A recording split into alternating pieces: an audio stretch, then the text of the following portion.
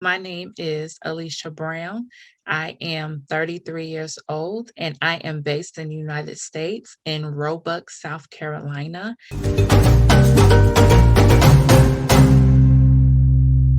Good morning, everybody. Welcome back to the Herstory TV and the Herstory podcast. This is Gertrude Mache here in beautiful Wellington, New Zealand. And I am graced today with the presence of yet another fascinating young woman coming to us all the way from the United States. Welcome, welcome, welcome. Please tell everybody your full name, where you're based, how old you are, and share your story with us today. Hello, everybody. My name is Aleshia Brown. I am 33 years old and I am based in the United States in Roebuck, South Carolina.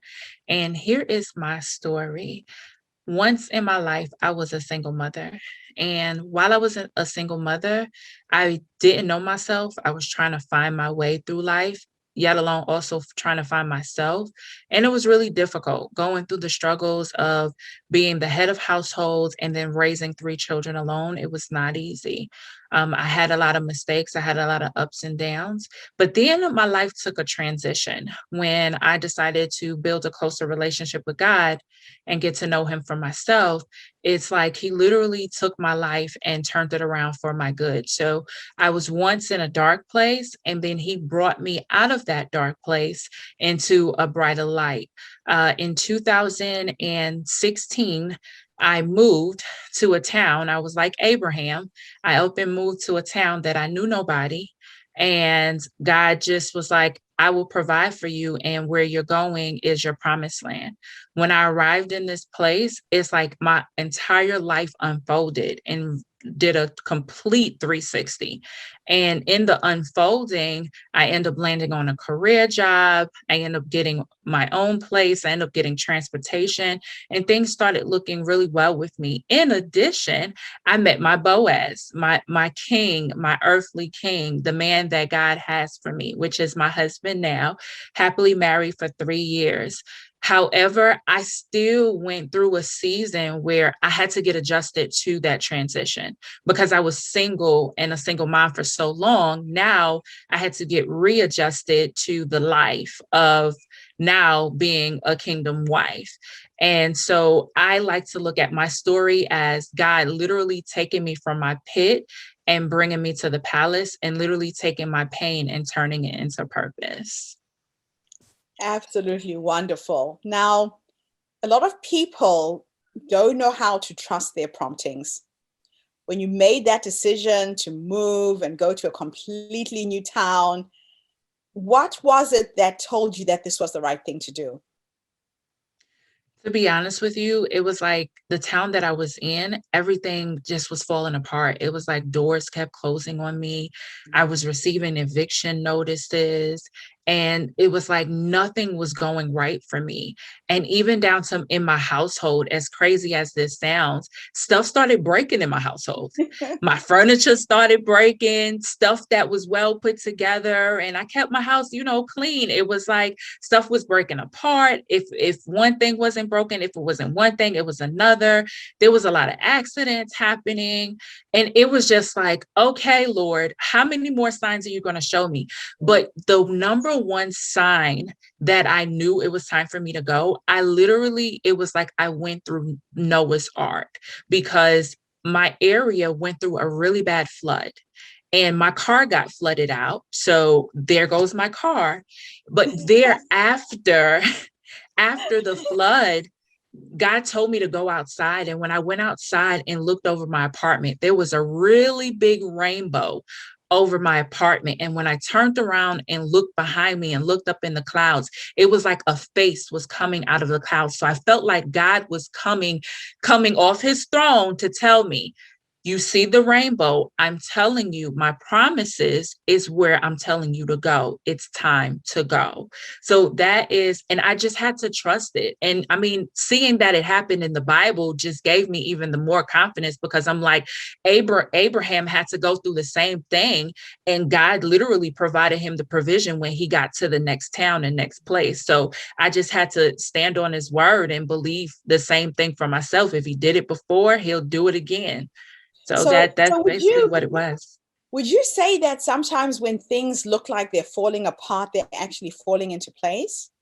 Yes, yes, perfectly. Mm. Perfectly. A lot of times because one of the things that I like to stay on is, and I realized we have to trust God with our broken pieces. It's just like a puzzle. When you first get the puzzle, it might be put together. However, you're going to want to take it apart so you can have the opportunity to put it back together.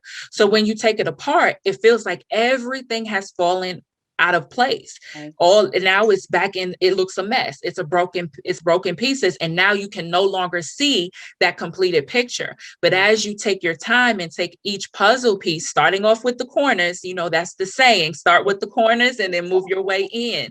You start off with the corners, and as you're putting the pieces together, you begin to see that picture again. And this time the picture looks even more beautiful and more greater to you, because it's like, oh wow, this is beautiful. So it's the same thing. A lot of times we go through these broken moments not to break us down, but to build us back up again. Yeah.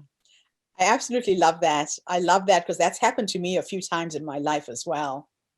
So now your focus is on helping others. Tell us a little bit about your Yes. project, your nonprofit, and what it is you're doing to empower other people. Well, through my journey of, again, being a single mother, and actually while I was a single mother, God gave me the vision to open up a nonprofit organization called Empower Me. Empower Me is a nonprofit organization that offers courses, they offer mentorship, and they also offer coaching. And we're about to open an academy that offers courses that teaches life skills, coping skills, true beauty, and teaches them and builds their confidence while being that support system for them to live life with purpose, on purpose, in purpose, and for purpose, which in turn will open the doors of prosperity. Because many people think prosperity is just the riches, the luxurious life, and the materialistic things. When in all essence, what prosperity is having that level of peace, having that level of joy, and literally having the favor and grace of God being over your life. That is absolutely wonderful. Absolutely wonderful. So if you were to go back to your younger self and say had a conversation with that young woman whose life looked like it was all literally falling apart, if you were to have a conversation with her right now, what three nuggets of wisdom would you give her? The number one first nugget that I would give her is, you make mistakes. However, your mistakes don't make you. Don't allow your mistakes to dictate what you're going to do going forward in your present situation and also going forward in your future. Take those mistakes as building blocks to continue to build the foundation for a solid house on God's rock. That's the first nugget I would give. Okay. The second nugget I would give is, don't be anxious for anything, and be able to sit back, use your discernment, and analyze, because not every open door of opportunity is a door for you to walk through. Some doors, they might look good, but then really think about it. Is this really God's best? It's good, but is it the best? So that's the second thing. Take your time. You don't have to rush. It's not microwavable. The greatest things that come is when you take your time and let the solutions and the process flow. And that draws me to my third nugget. Don't fight the process. Even though the process might be painful, and although the process might hurt, go flow with the process, because it's in the process that you begin to develop and continue to grow. And with having that, always keep an open mind and be teachable. Never shut your lid off and close your lid. Keep your lid always open and continue to be teachable. I absolutely love that. I love it. Now, I know that you are one of Herstory's amazing speakers. You're going to be speaking again later in the month, correct? Yes, that's correct. On what date, and when are you going to be running your workshop, and what will you cover? So I will be speaking again in May, in the summit in May, and the workshop that I will be running, I'll basically be talking about purpose, as God has given me my tag name, which is the Purpose Pusher, because literally my life revolves around purpose. That's all I know, and I realized everything that we go through, there's a purpose. Even the storms, the trials, the tribulations, our tests, because our tests go into our testimonies.